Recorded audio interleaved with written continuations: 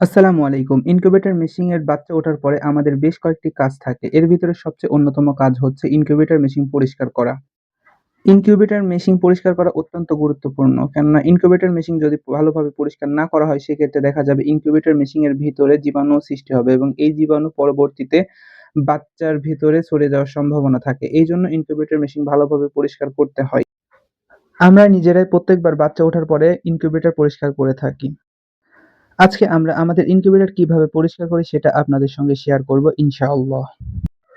আমাদের ইনকিউবেটর মেশিনে হ্যাচিং শেষ হওয়ার পরে আমরা আমাদের ইনকিউবেটরকে ভালোভাবে পরিষ্কার করি। আমাদের ইনকিউবেটরের ভিতরে যে সকল ময়লা আবর্জনা সৃষ্টি হয় যেমন হচ্ছে আপনার ডিমের খোসা কিংবা হচ্ছে কয়েকটি বাচ্চা মারা যায় সেই বাচ্চাগুলো আমরা আমাদের যে মাইটেল বা গর্ত আছে সেখানে আমরা ফেলে দিই। এরপরে আমরা আমাদের মেশিনটি ভালোভাবে পরিষ্কার করি।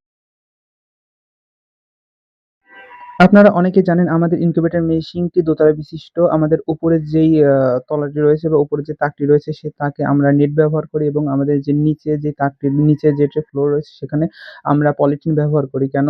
যদি পলিথিন ব্যবহার করলে একটা ভালো বিষয় হয় সেটা হচ্ছে আ ই ইনকিউবেটর মেশিন দিয়ে পরিষ্কার করতে সুবিধা হয়। এইজন্য পলিথিন ব্যবহার করলে যেই ময়লাগুলো থাকে সেগুলো হচ্ছে পলিথিন সহ সম্পূর্ণ উঠিয়ে ফেলা দেয়া যায় এবং আমরা আমাদের ইনকিউবেটরের ভিতরে যেই আর্দ্রতা বাড়ানোর জন্য যে পানির পাত্র ব্যবহার করি সেগুলো আমরা ভালোভাবে পরিষ্কার করে নিই। কেননা পরিষ্কার যদি না করা যায় সেক্ষেত্রে এতে জীবাণু থাকবে, এতে ময়লা লেগে থাকবে এবং এতে পরবর্তীতে বিভিন্ন ধরনের রোগবালাই এখান থেকে ছড়ানোর সম্ভাবনা থাকে। এইজন্য এগুলো ভালোভাবে পরিষ্কার করে নিই। মেশিনের সব জিনিসগুলা আমরা ভালোভাবে পরিষ্কার করি। এরপরে নিয়ে এসে আমরা আমাদের যেই স্প্রে আছে অর্থাৎ স্প্রের ভিতরে আমরা বিভিন্ন ধরনের জীবাণুনাশক ব্যবহার করি। আপনারা এখানে আপনাদের যে জীবাণুনাশকগুলো আছে সেগুলো ব্যবহার করতে পারেন। আমরা হচ্ছে এক কোম্পানির জীবাণুনাশক ব্যবহার করে থাকি। তবে জীবাণুনাশক স্প্রে করার আগে তা ভালোভাবে পানি দিয়ে ধুয়ে পরিষ্কার করে নিতে হবে। অনেক সময় দেখা যায় যে যদি পানি দিয়ে ভালোভাবে পরিষ্কার না করা হয় সেক্ষেত্রে বিভিন্ন ধরনের ময়লা লেগে থাকে।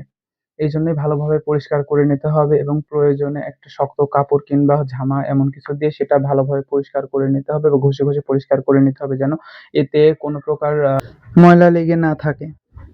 এখানে ময়লা বলতে মূলত মুরগির বাচ্চার মল এবং বাচ্চার উপরে যেই জেলি আবরণ থাকে সেটাকে বোঝানো হচ্ছে।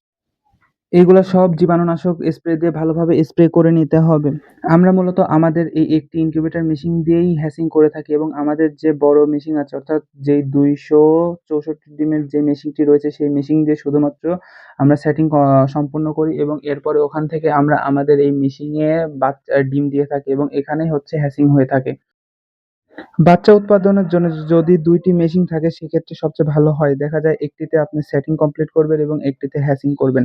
তাহলে আপনার একটি মেশিন পরিষ্কার করলেই হবে। যদি যেটিতে সেটিং করেন সেটিতে যদি আপনার বাচ্চা উৎপাদন করেন অর্থাৎ হ্যাচিং করেন সেক্ষেত্রে দেখা যাবে যে ওই মেশিনটি আপনি ঠিকভাবে পরিষ্কার করতে পারবেন না এবং এতে সেই মেশিনে জীবাণু ছড়িয়ে পড়বে এবং পরবর্তীতে এই জীবাণুগুলো মুরগির বাচ্চার গায়ে লেগে যাবে এবং এতে মুরগির যে বাচ্চার যে মর্টালিটি রেট সেটা বেড়ে যাবে। এইজন্য আমি ব্যক্তিগতভাবে মনে করি আপনারা যারা বাচ্চা উৎপাদন করতে চান সেক্ষেত্রে আপনাদের ২ টি মেশিন রাখা উচিত। এতে আপনাদের বাচ্চার হ্যাচিং রেটও ভালো আসবে এবং মুরগির বাচ্চাগুলো সুস্থ থাকবে।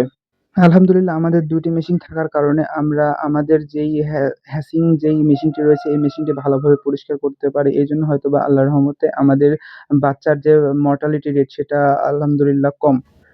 আপনারা আমাদের বাচ্চার জন্য এবং আমাদের জন্য দোয়া করবেন। আসসালামু আলাইকুম ওয়া রাহমাতুল্লাহ।